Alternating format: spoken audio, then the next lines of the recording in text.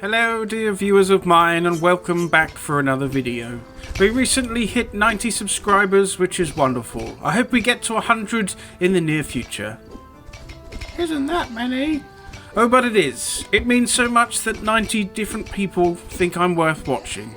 If only more than once. Thank you all of you that have subscribed. If you haven't yet done so and think I'm worth it, then please subscribe to this ancient dwarven hold as we take a look at some more video games. Today we are taking a look at the mighty video game Wigmund. Wigmund is an indie action RPG with a rich narrative set in a fantasy world. It was developed by the Scholastics and released in March of 2022. This is an interesting one. I'd never actually heard about this game until one day I watched a video by the YouTuber The Lazy Peon. I'll include a link to his video below. My interest was thoroughly piqued by this rich looking world and dynamic combat, and so I stroked my mighty dwarven beard and purchased the game before delving into this wonderful world of Wigmund. Wigmund has a wonderful start menu. You can start a new game should you wish to play a new one, load one of the old ones should you fancy. There's some options should they need tweaking. There's some credits. There is redeem key should you wish to go on a quest to redeem a key.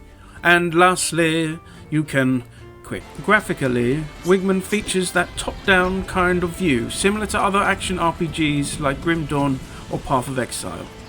This allows you to see your character and a good distance around you. You can zoom right in, of course, or far out, depending on how you wish to play. I played mine mostly drawn out, but not at the maximum camera distance. The design of the fantasy world we find ourselves in is very rich in colour.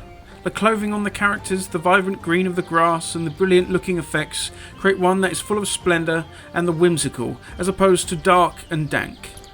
And I think this is on purpose. The way the world feels as you adventure through it, uncovering the tale, instills a sense of the fantastical and the mystical, as if this world really is from some magical time and place where heroes do battle against evil. As you progress through the game, you'll notice all the little touches that help build a rich world. There is the time of day, for instance. It will gradually age through morning, noon and night, giving a strong sense of progression.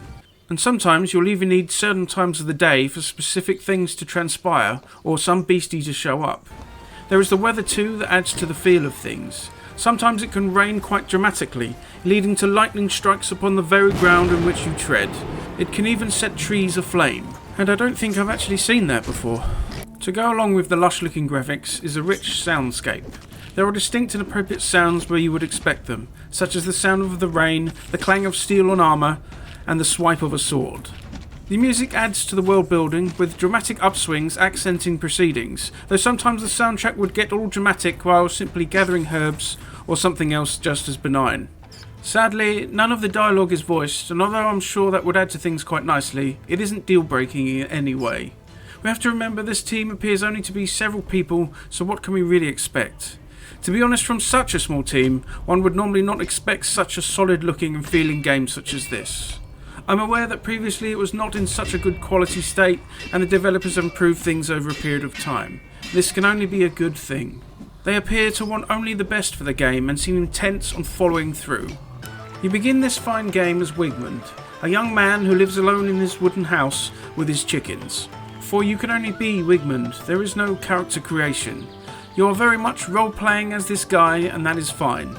Obviously, the most appropriate heroic character would have been a mighty dwarf whose beard alone could slay lesser foes with ease, but we will let them off. Something is disturbing your chickens and your crops, so you set off to discover what is causing all the ruckus. This leads you to woods and caves as you seek out to understand what is causing all the commotion.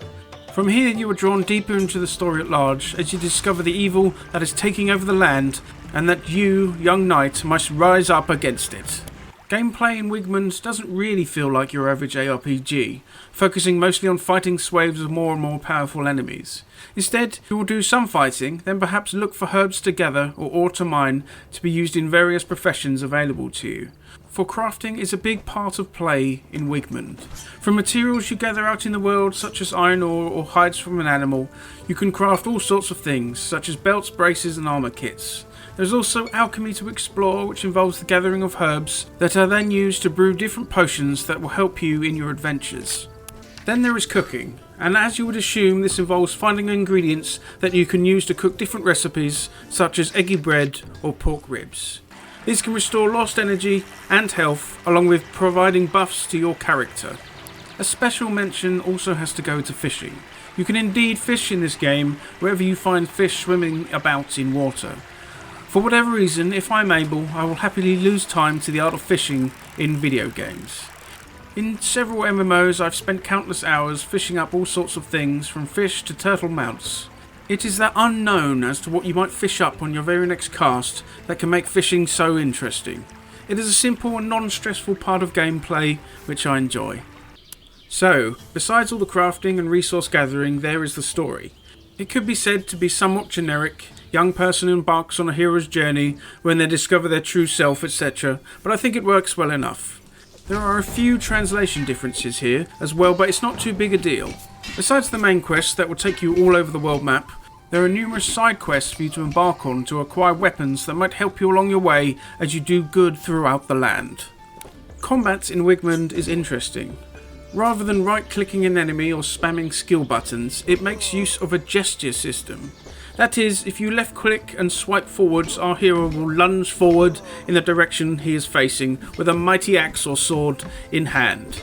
If you swipe sideways, Wigmund will execute a sweeping blow that is able to hit multiple enemies at once. Then there's the quick slashes your character can perform by simply clicking the left mouse button swiftly, along with a behind strike should you left-click and swipe downwards.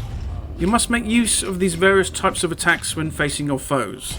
It is an interesting system, and you can sometimes just simply spam quick strikes using up energy, but you can be rather eloquent with your swordplay, especially paired with the dodging that you can perform.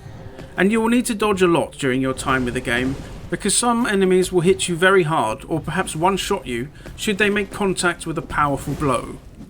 You can also make use of parrying with a sword or blocking with a shield, reducing the damage you take or negating it completely. Against the massive strikes from certain enemies, you can do little against it besides dodging out of the way. There are attributes, as you might expect from an RPG, which can improve by leveling up along with powerful equipment at a hearty meal. There are also a talent system which you can use to place points in as you gain levels. There are 4 in total. One that focuses on two-handed weapon combat, one for ranged damage dealing with a bow, one for sword and shield, and lastly there is the tree for the exorcist or paladin. The first 3 are quite self-explanatory, providing perks and buffs for the specific weapon loadout, while the exorcist tree focuses on spells which you can cast using grace, which is this game's version of mana.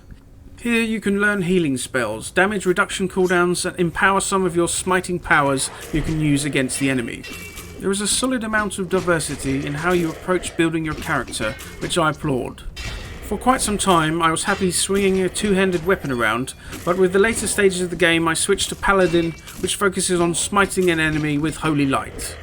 You acquire new active spells and abilities as you progress through the quest lines, or they can be sold by vendors out in the world. Should you wish, as I did, you can respec to a different build whenever you like with the use of the respec runes, which as of the last patch only cost a few coins. This untethers you from being struck by a build that you might be unhappy with or simply fancy trying out one of the other styles of gameplay. I always like to see this in RPGs. Sometimes you can take the wrong skill or level up the wrong talent thinking it would be good, only to find out later it was totally useless for your build. And of course there is the simple desire to just play your character in a different way. This dwarf knows it can be a bit immersion breaking, suddenly going from a broadsword wielding knight to an agile archer, but I think it's a valuable option to have available to the player. This game isn't some great long RPG with tremendous amounts of content to play through, but for what they had to work with, I'm more than happy with the time I've spent playing with this game.